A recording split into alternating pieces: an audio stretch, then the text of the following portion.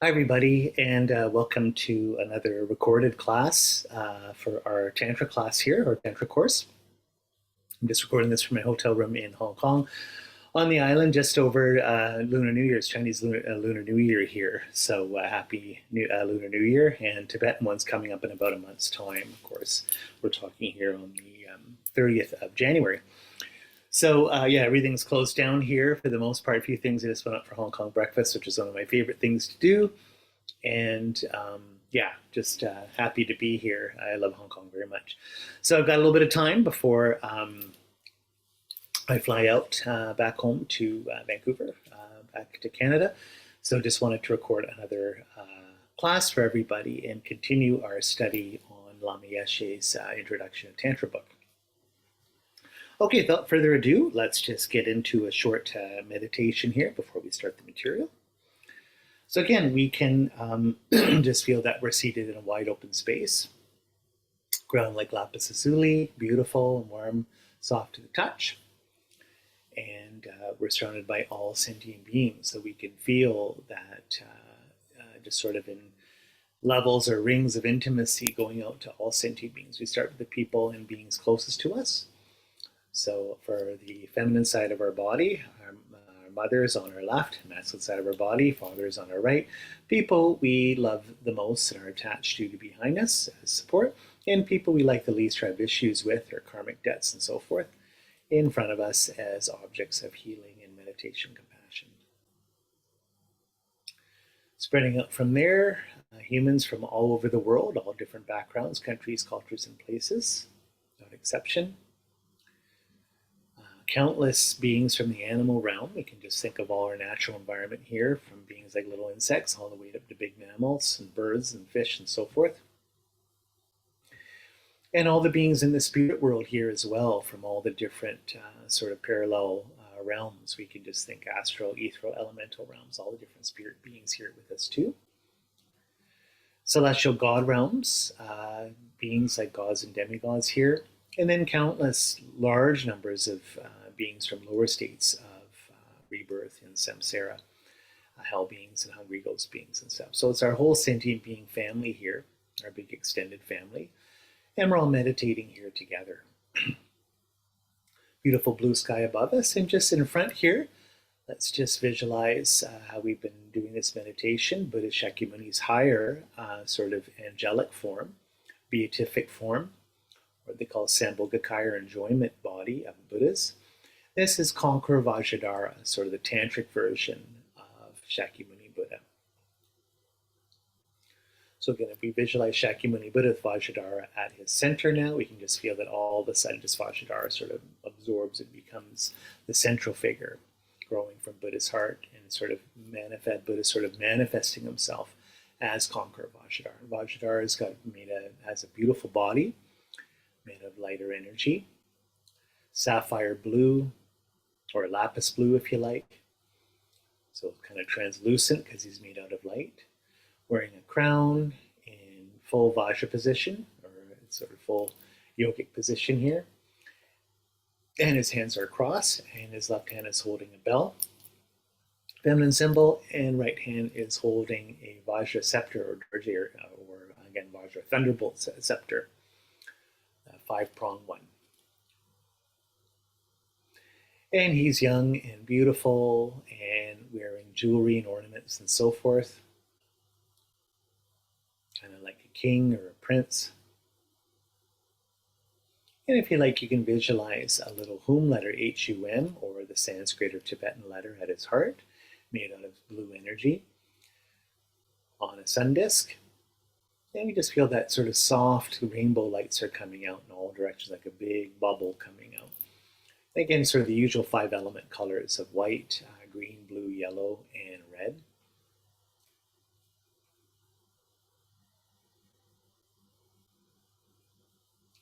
So taking refuge here. I know all sentient beings, until we achieve enlightenment, go for refuge to Buddha, Dharma, and Sangha. I know all sentient beings, until we achieve enlightenment, go for refuge to Buddha, Dharma, and Sangha. I and all sentient beings, until we achieve enlightenment, go for refuge to Buddha, Dharma, and Sangha. Through the virtues we collect by giving other perfections, may we become a Buddha for the benefit of all. Through the virtues we collect by giving and other perfections, may we become a Buddha for the benefit of all. Through the virtues we collect by giving and other perfections, may we become a Buddha for the benefit of all. Now, the four measurable thoughts, just taking a moment in our heart to generate love, compassion, joy, and equanimity. So love, just the wish for all beings without exception to be happy. Compassion, wishing all sentient beings without exception not to suffer. Joy, wishing all beings to have the happiness of enlightenment or nirvana. And again, I always take more of a Nietzschean slant of joy, sort of this beautiful affirmative power of creativity and totality and wholeness and love for life. And that's definitely what you get when you're enlightened. So we can just feel that that's something we want all beings to have and for all of us to share. And finally, equanimity, balanced, grounded, moderate attitude. Not giving into anger, or hatred, or reactivity, or attachment, or obsession, or addiction, but right down the middle. I say just having a warm, open, and friendly attitude towards all beings.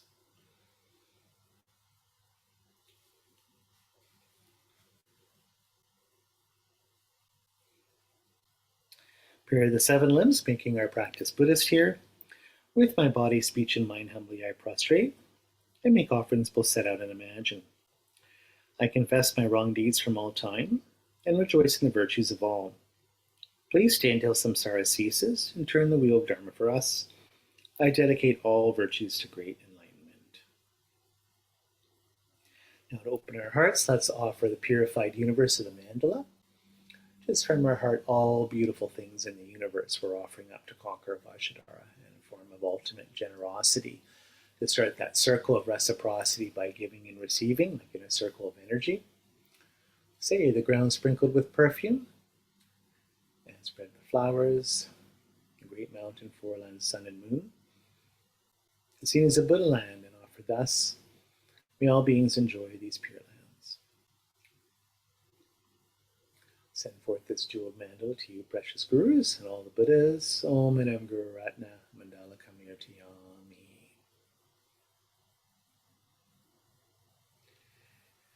And as good Gelugpa Tibetan Buddhists, we want to show the unity of Sutra and Tantra. So our Tantric practice always has to be grounded on our Sutric practice, or our Lam Rim graduated path to enlightenment practice. So this is the beautiful gold Buddha Tantra that we put on the top of the temple, but what's holding the Buddha up is the temple, the foundation, the building, and so forth. That is our practice of Lam Rim, and the practice of the three principal paths of renunciation, bodhicitta, and wisdom realizing emptiness. So as the prayer here, path begins with strong reliance on my kind teacher, source of all good. Oh, blessed with this understanding to follow him with great devotion. With human life and all its freedoms, extremely rare with so much meaning. Oh, blessed with this understanding all day and night to seize its essence. My body, like a water bubble, decays and dies so very quickly. After death come results of karma, just like the shadow of a body. With this firm knowledge and remembrance, bless me to be extremely cautious, always avoiding harmful actions and gathering abundant virtue. Samsara's pleasures are deceptive, give no contentment, only torment, so please bless me to strive sincerely to gain the bliss of perfect freedom. Oh, bless you so that from this pure thought comes mindfulness and greatest caution, to keep as my essential practice the doctrine's root, the pratimoksha. Just like myself, all my kind mothers are drowning in samsara's ocean. Oh, so that I may soon release them, bless me to train in bodhicitta. But I cannot become a Buddha by this alone without three ethics, so bless me with the strength to practice the bodhisattva's ordination.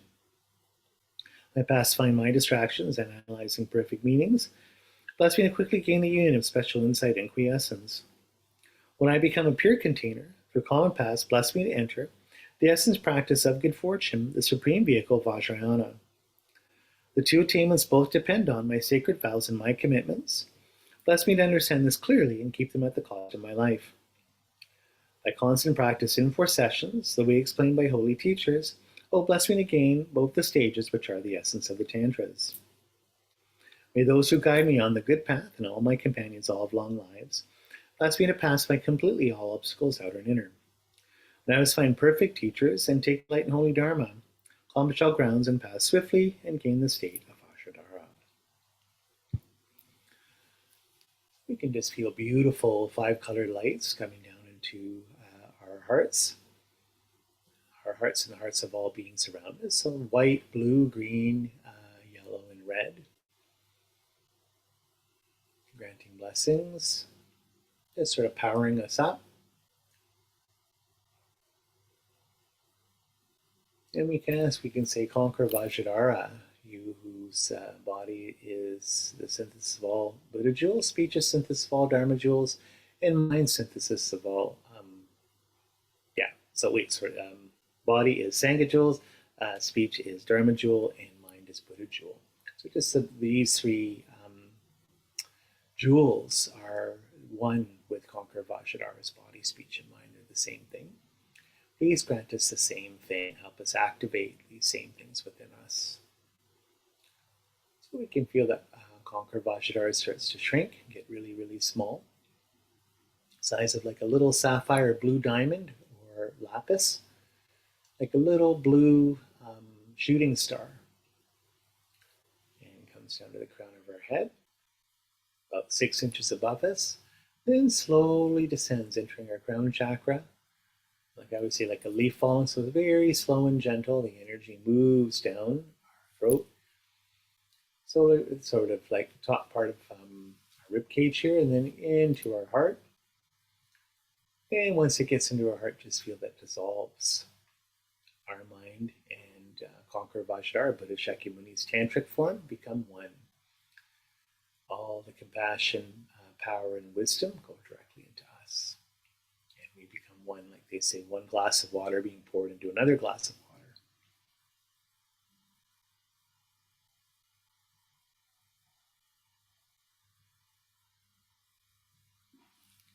And let's just take a moment here just to feel great bliss and emptiness. Bliss and joy in particular, so a sense of complete wholeness and totality, and a continuity of space, deep, deep peace from that. Same time, very, very strong positive power and creative potential here, and joy.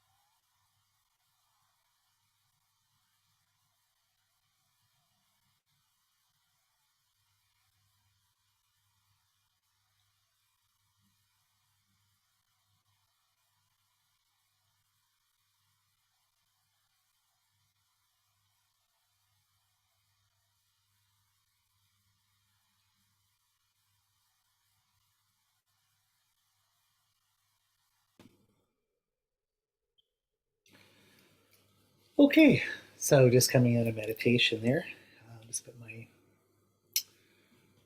reading glasses on here.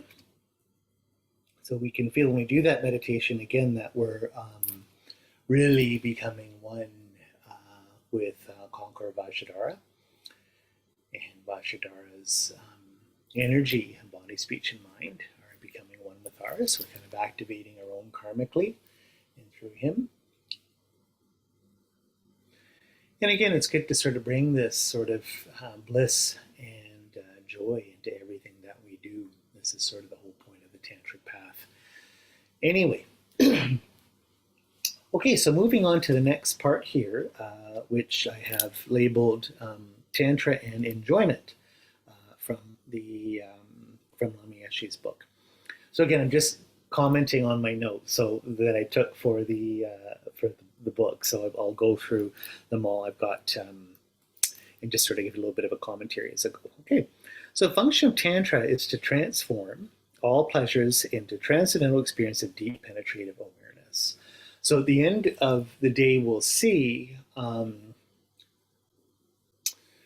that obviously pleasure and sense experiences and objects and so forth from on a sutric level are seen as distractions or delusions from us being able to escape our suffering of samsara and realize nirvana, have a direct experience of emptiness.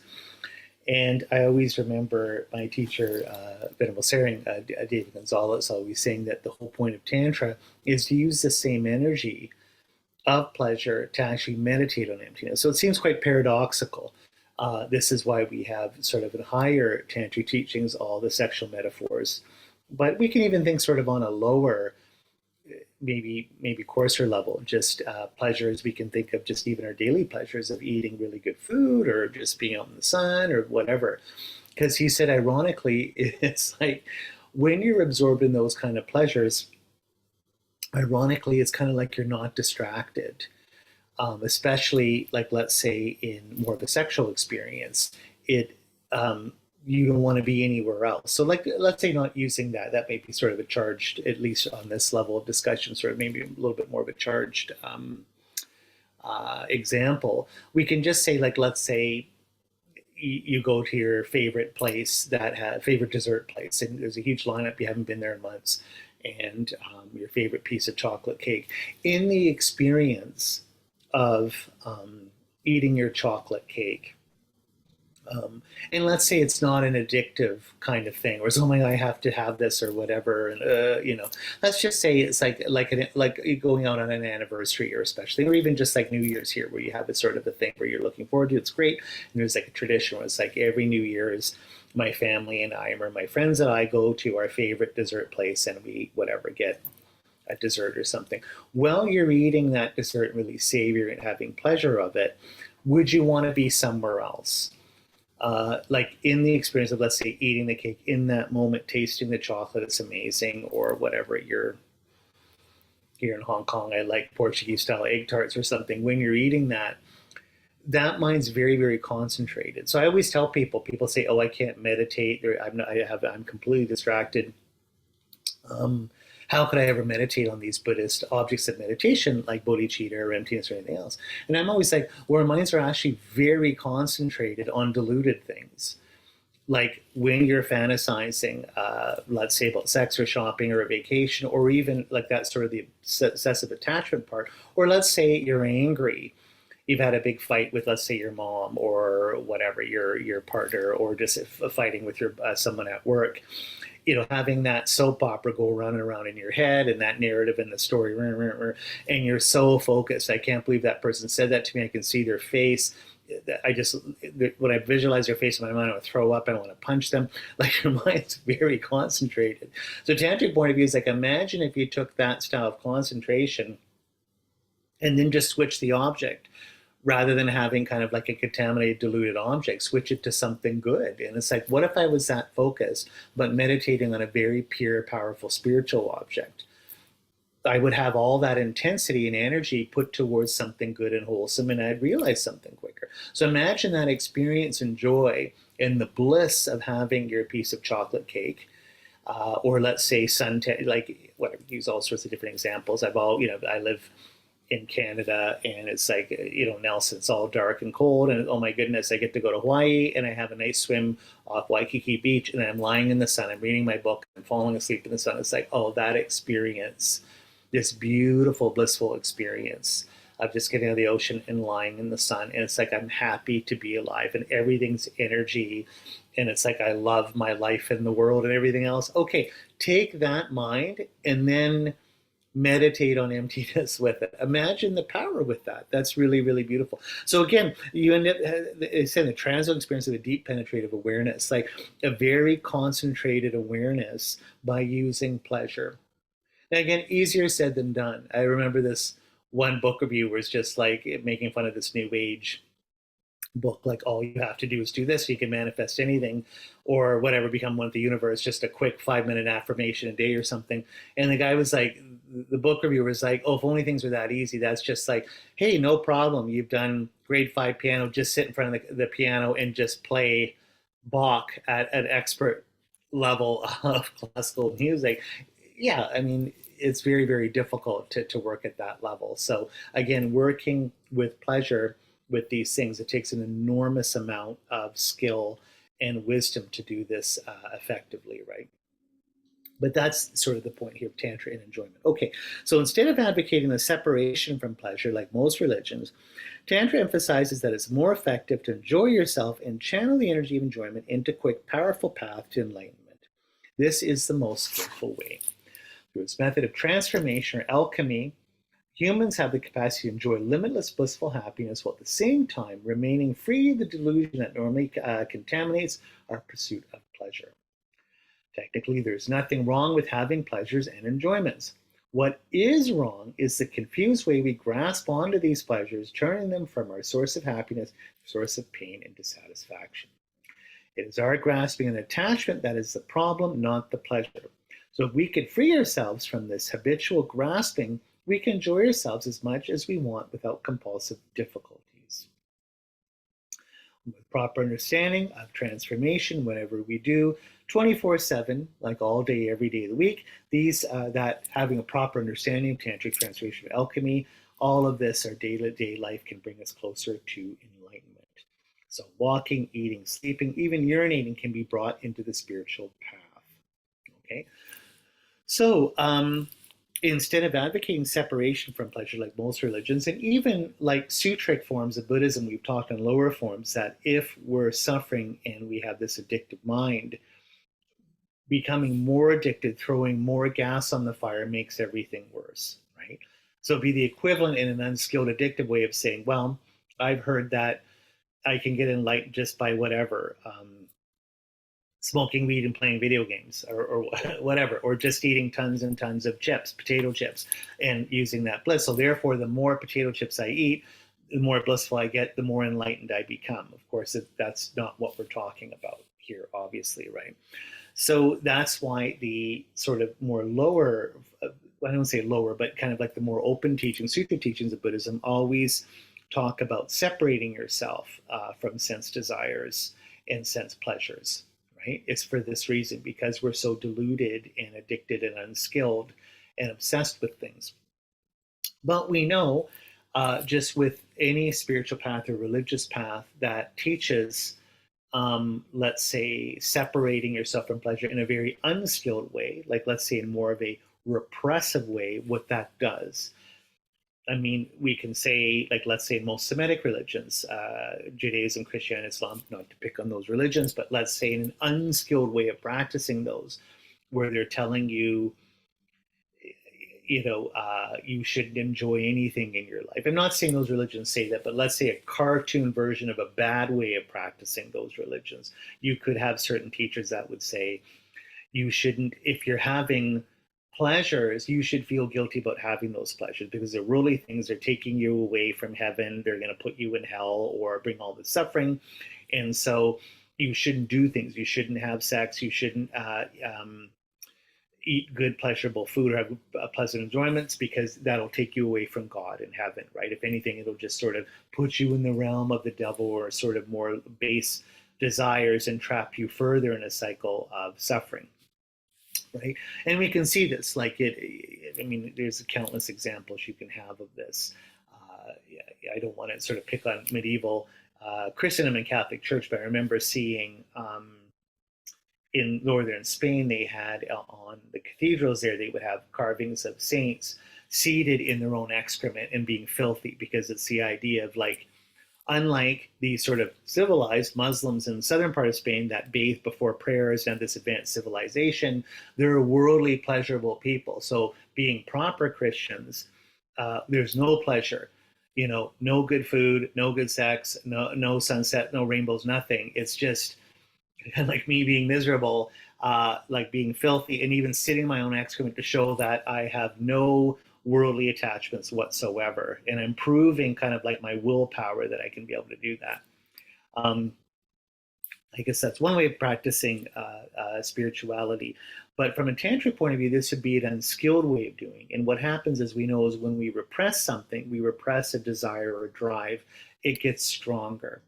And we've seen many spiritual teachers and disciplines or something where in a Jungian sense, like I say, we cast a shadow. We're trying to be a very pure, wholesome, enlightened spiritual person and being absolutely perfect, have no worldly pleasures or desires. And then what happens, because we're repressing it so strong, it comes out in an unconscious way, and oftentimes a very, very obsessive, deluded, very oftentimes quite violent way that, you know, in the sense that it hurts you and it hurts other people. So, yeah, it might be this amazing spiritual teacher, and at the same time in my personal life, I have a very sort of lurid sex life or doing drugs or you know, being attached to money or any of these kinds of things. It ends up producing kind of its opposite in an unconscious, repressed way, as we know, right? You end up, like Jung would say, casting a shadow. So that's the unskilled way, is that if we do those kinds of things, rather than advancing on our spiritual path, we're actually backtracking on that, because we're causing more trouble and suffering for ourselves and everyone around us that way. So if we can understand a principle of transformation by practicing Tantra, we can use these things that we're doing anyway as fuel for our enlightenment, right? It's kind of like, if you want to use it, like we're burning garbage to keep warm and have light. So things that we would normally see as sort of pleasures as being worldly or not so spiritual, that's the fuel we're going to use to make a beautiful spiritual light and fire, right? Again, for light and for warmth. And as Lama Yeshe says, there's nothing wrong with having pleasures and enjoyments. What's wrong is the confused way we grasp at these pleasures. So obviously, there's nothing wrong. Buddha never says, if you read any of Thich Nhat Hanh's books, which are just masterpieces, including one of my favorite books of all time, Old Path, White Clouds, his book on Buddha Shakyamuni's kind of life story, you see how much pleasure in sort of tantric bliss Buddha Shakyamuni and his students had just by living. You know, he's always talking about Buddhas like walking in the sun and sleeping well and eating good food, and it's kind of like the moderate middle way. So Buddha Shakyamuni and his students aren't like these like super tense, neurotic religious people where don't have fun, you know, be miserable like me. You know, anytime anyone's having fun, that's instantly suspect because they're a worldly person and completely deluded, whatever. We just have to be like super religious and miserable all the time and rejecting everything. So we're not rejecting pleasures. What we're rejecting, I guess you could say, Lama Yeshe says, is our confused way. I would like to sort of use the term, and I'd be happy to debate this more in questions, almost like an addicted way. So if we look at even Gabor Mate, a famous doctor and sort of trauma expert, the way he talks about what addictions are as a way of us coping with our pain, oftentimes we are, especially, you know, if we have certain hang-ups or neuroses or issues, you know, from our spiritual or family background, a lot of our attitude towards pleasures is addictive. It's a way of numbing ourselves out or getting away from pain and suffering. And so there's this idea that this pleasure will somehow be some kind of self-medication for my suffering. And so I'm obsessed with it and grasp it, and I sort of put all my eggs in one basket, thinking that this pleasure or, you know, I guess sort of sense object or anything else will bring me the happiness that I can't get in my day-to-day life, or it's sort of a way of covering over or numbing myself to my suffering. So that is usually the very sort of diluted way we have behaved towards our sense objects and towards our pleasures in our life, is from more of an addictive point of view.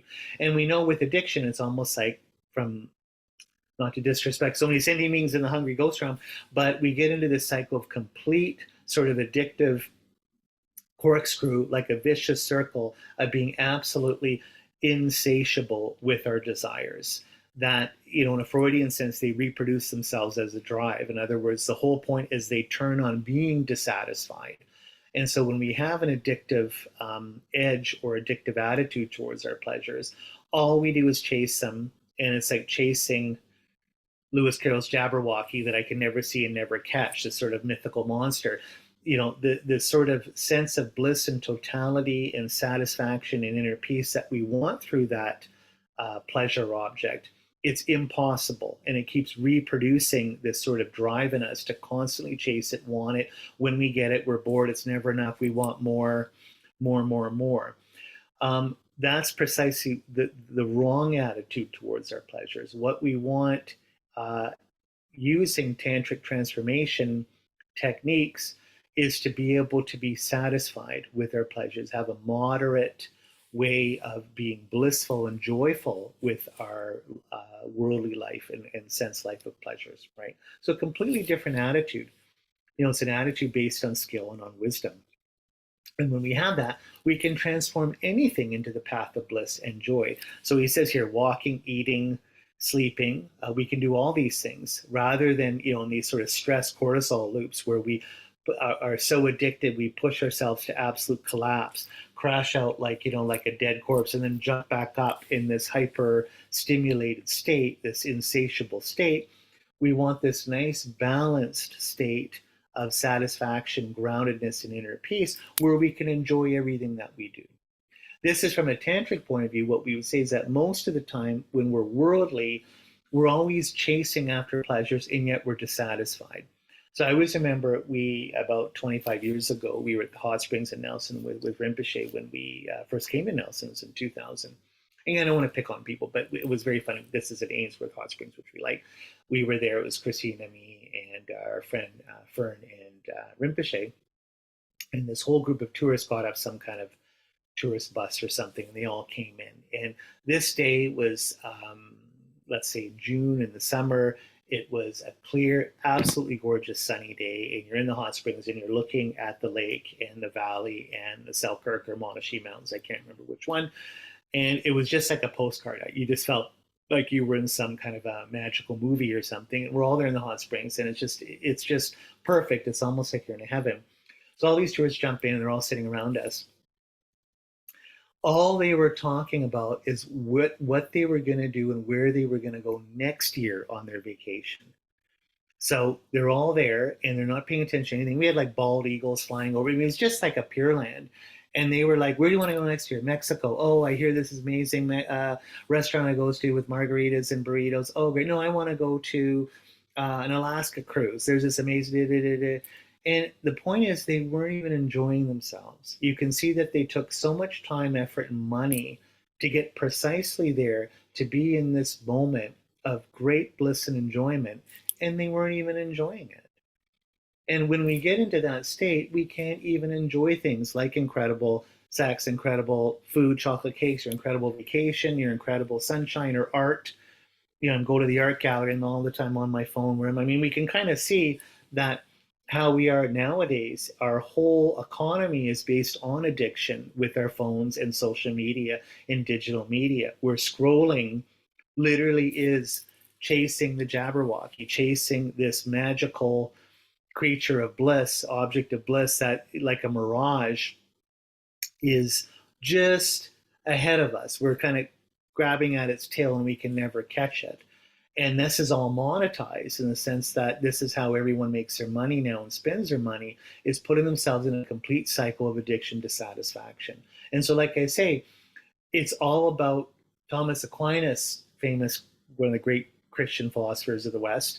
He said, everything everyone does is to be happy.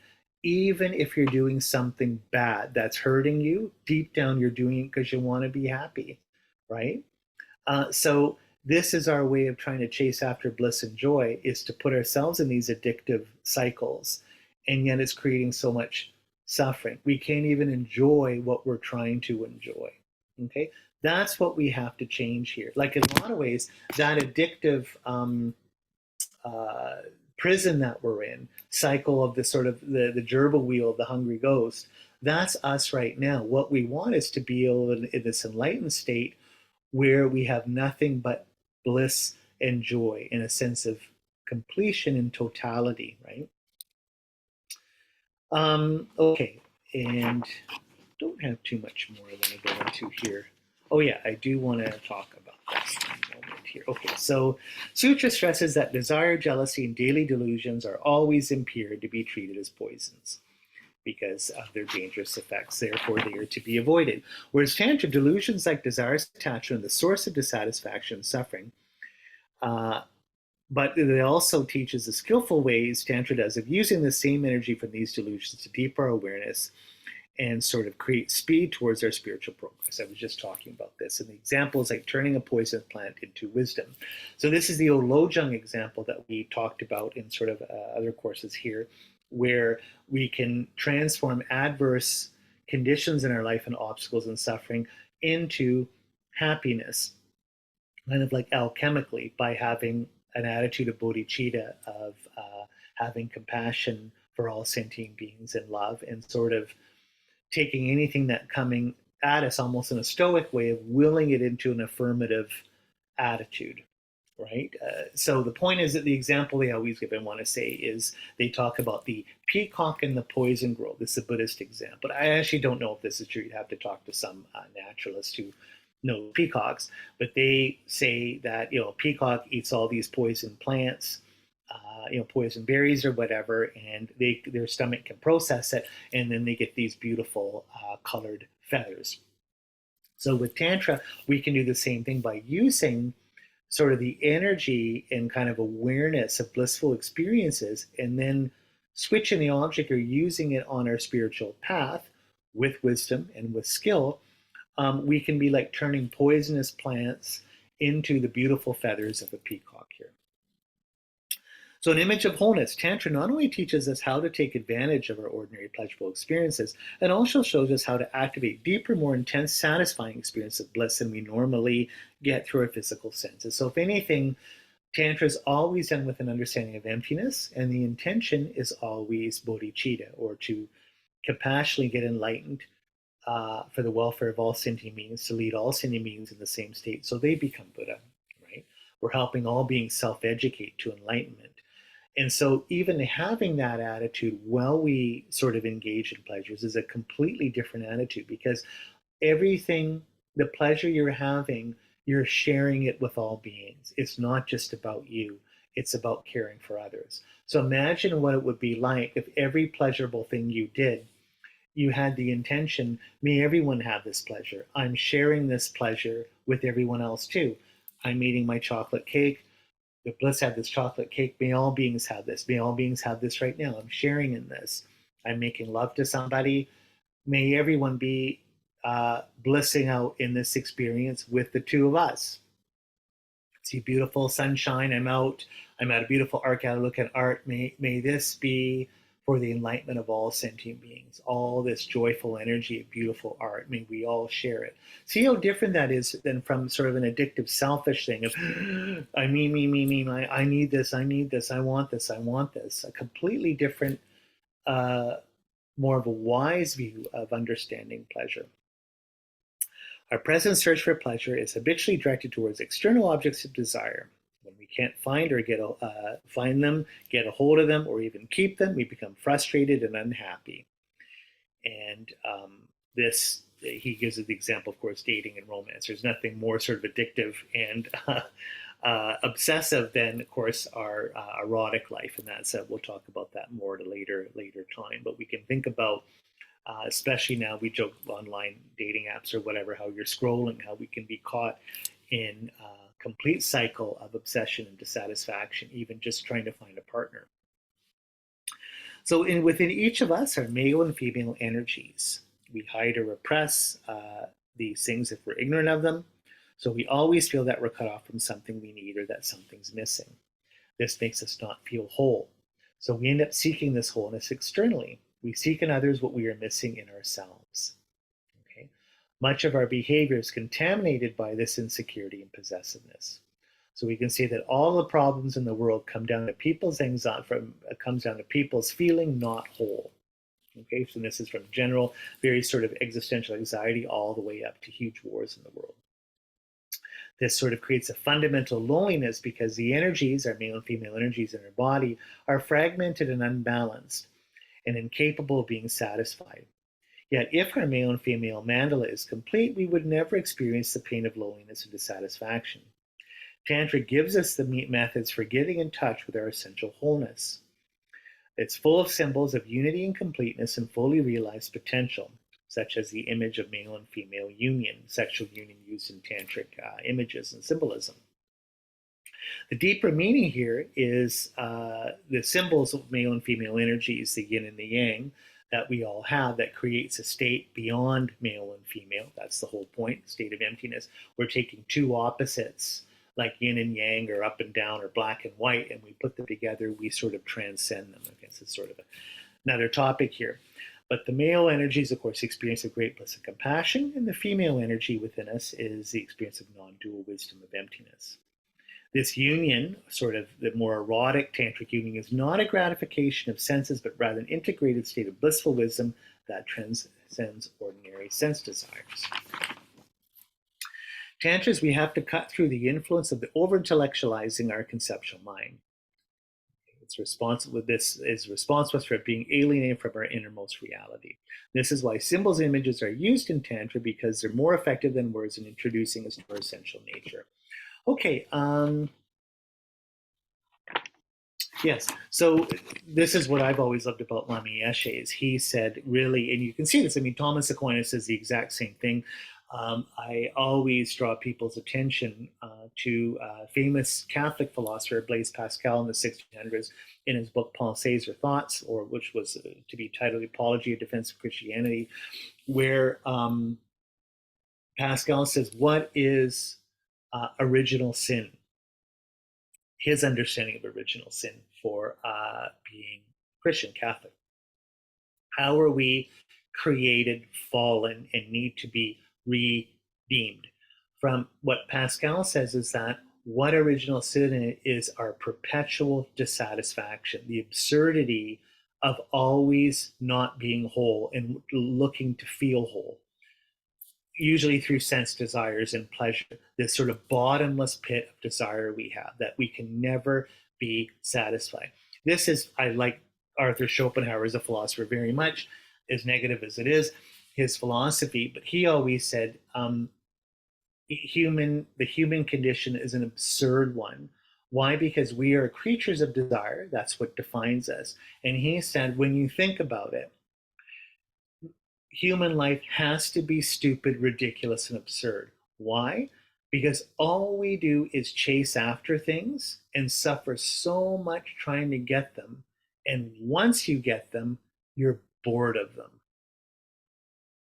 And he's like, isn't that crazy?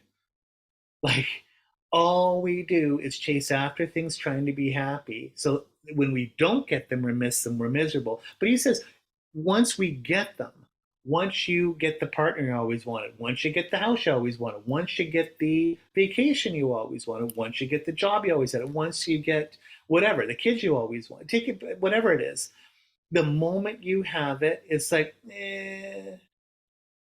now I want something else. I get that, bored. And he's like, isn't that awful? Like, ridiculous. And of course, for Schopenhauer, you can't fix that, of course, I mean, because he's an atheist and this is just a huge thing. The only thing you can do from Schopenhauer's perspective is just be compassionate to everybody because life sucks and try and find some relief and release in art that takes you out of that momentarily. But Pascal says the bottomless pit can only be filled by an infinite immutable object, which is God. Right? It's only when I drop God as the marble in that hole that it gets filled. Of course, this is Blaise Pascal's philosophy.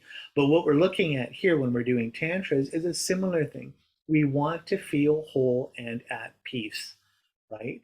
So ironically, from a Buddhist point of view, how, if I'm always feeling empty, how do I feel full? Is actually by realizing emptiness, right? So what we end up seeing is it's only because we're grasping at ourselves as being a bottomless pit that it's a problem. That's a state of ignorance. Once we see that we're always already a fullness of having our Buddha nature, we see that right from the beginning, we've never been this bottomless pit. We've never been a samsaric entity. We've always been full and divine and affirmative and luminous and perfect. But we do this by realizing emptiness, right?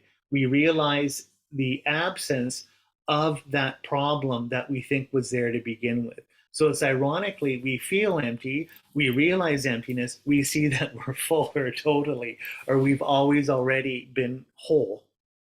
That's kind of funny. It's very quite paradoxical there. So Lama Yeshe is getting like that. And by Tantra, working with our sort of subtle male and female yin and yang energies, this is the kind of thing that helps us get um, sort of, like I say, helps us realize our sense of wholeness. Right? Okay. The symbols, I like this, and he says an images sort of bypass, this is more of a Jungian thing, but bypass the sort of intellectual mind. We'll see that when we're doing Tantra, it's like a practice of performative art. It's not an intellectual thing of arguing or doing logical debate like we do on a sutric level. So these symbols of wholeness and bliss and joy resonate more, activate us on more of an, I guess you could kind of argue, unconscious level. And that's why we use these things, these more mystical energies, rather than just making it sort of an intellectual thing, kind of like what we're doing right now. So just finish right here. There's 4 classes of Tantra. And I always said that I don't know in the old days if in India, if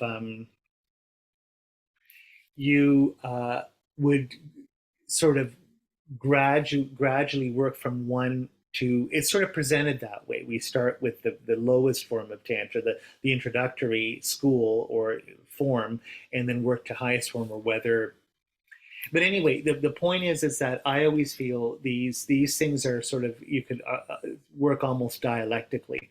When we start with the first tantric class, what's called Kriya Tantra, by practicing, it automatically, organically moves you through the other 3, through second Charya or performance Tantra. So it starts with Kriya or action Tantra, then Charya performance Tantra, then Yoga Tantra, and Anuttara Yoga or highest Yoga Tantra, or even Maha Anuttara Yoga Tantra. So it's sort of like the great classes of highest Yoga Tantra, 3 days, like for instance, Yamantaka, Ruka Chakra Samvara, Goi Samaja, for instance, are considered even the highest of the high, right?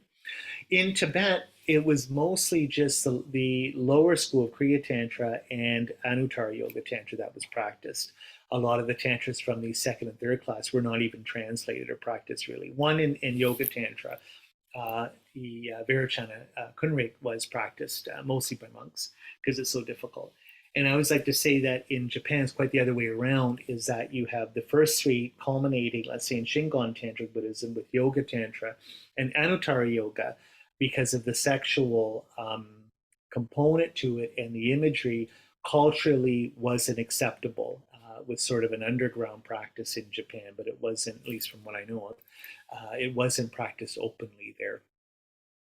So what are the 4 classes of Tantra here?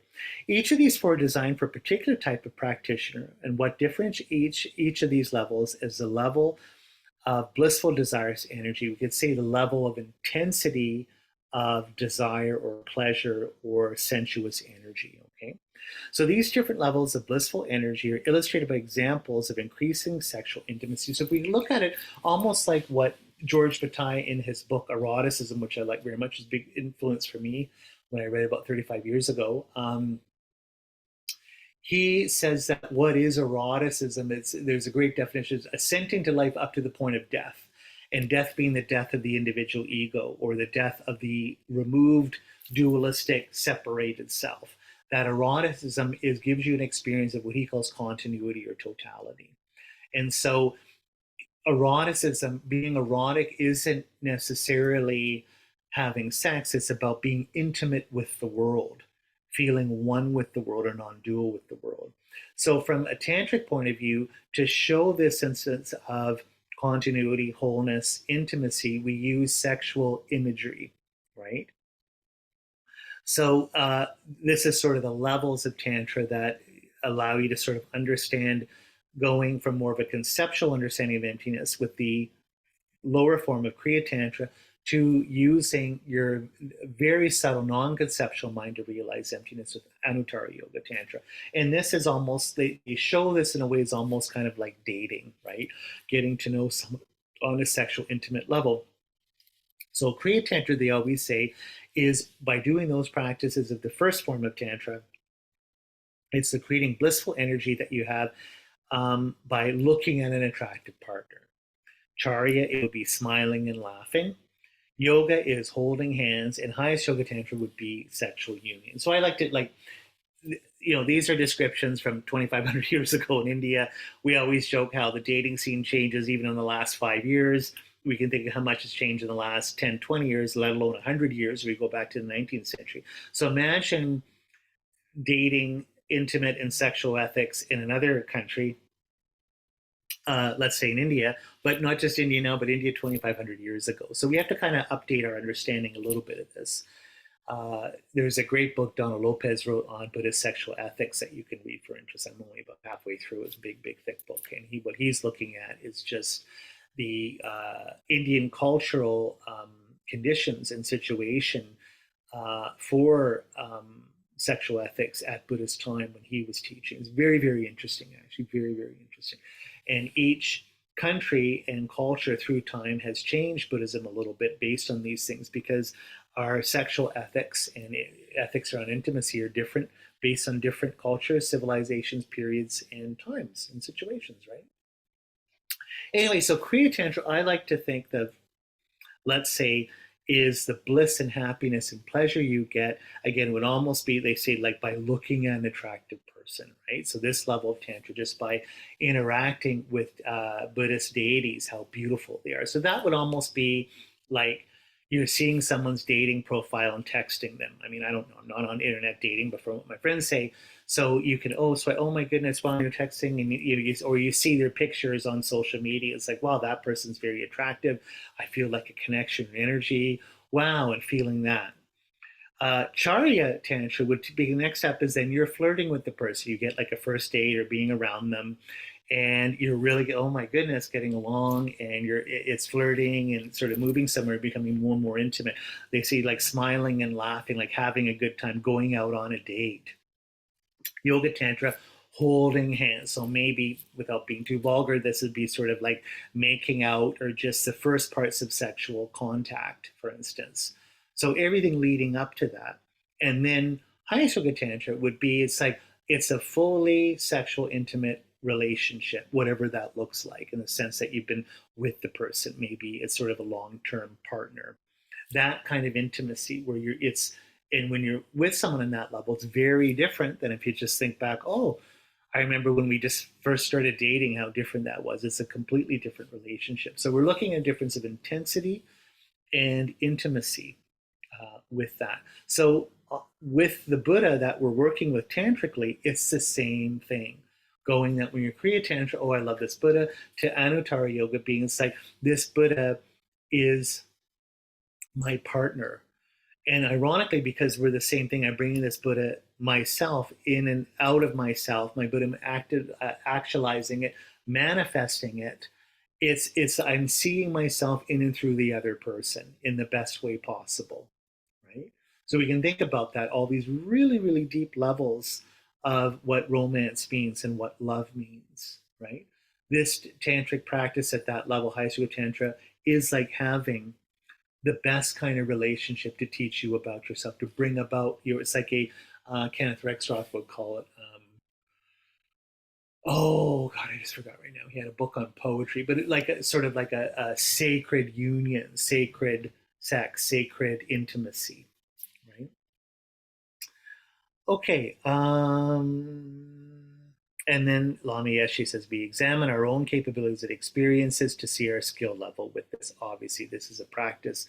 We just like when we're dating or anything else or creating art, how are we as a person, what are we bringing to this relationship, good and bad? How can we most effectively practice it to bring about the best results, right? Um, Okay, how about we leave it right there? Like this, biggest obstacle practice is our own arrogance, where we think we're working at a higher level than we really, really are, which is really, really true. We have to be very, very humble and selfless when we're doing this, and this is the whole point. Um, yeah, how about we leave it just there? So the other one is, why do ordinary desires, I'll leave it with this question, just lead to frustration, disappointment?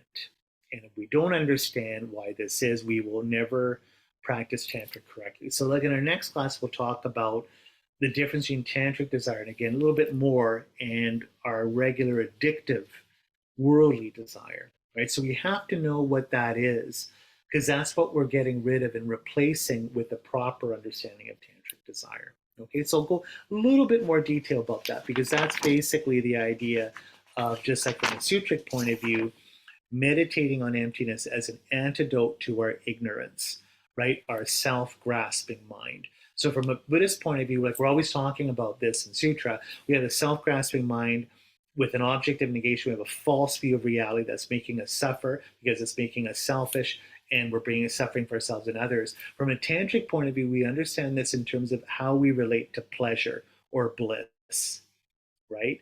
We have to see the self grasping based on ignorance that we do normally is actually an addictive sort of mental illness that we have towards pleasure and bliss. Okay, that's that. So let's just take a moment to dedicate all this for the enlightenment of all sentient beings, by blessings of all holy beings and Buddhas, the truth of karma, the power of pure super intention. May all of our Dharma wishes be fulfilled and all sentient beings reach enlightenment.